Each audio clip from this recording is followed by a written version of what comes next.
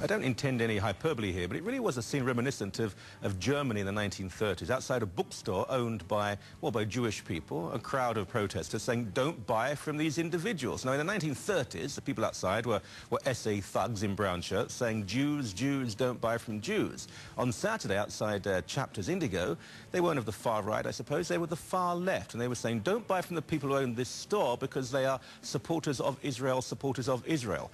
Do happen to be Jewish, though. Well, now, this is the real issue. This is why the protest was taking place, because Heather Reisman and Jerry Schwartz, who own Chapters Indigo, they give money to a foundation that, listen to this, that actually gives scholarships for university education to Israeli soldiers who have no families. Now, most people in Israel are in the army. Soldiers whose families live abroad or who have died and don't have very much money, often the least privileged, of course, are given scholarships by this organization so they can go to university. It's hardly buying weapons or missiles, is it? It's just helping people get an education. This alone meant that these protesters would stand outside various bookstores throughout this country and say, don't buy from them because they are, well, because they are.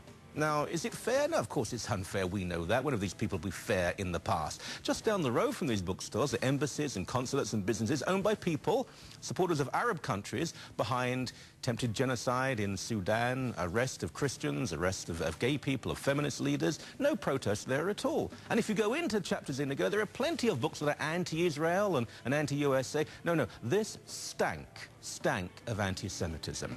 Spend your money wisely. I would spend it buying books at, well, Chapters Indigo. Michael Coren Show. Join me.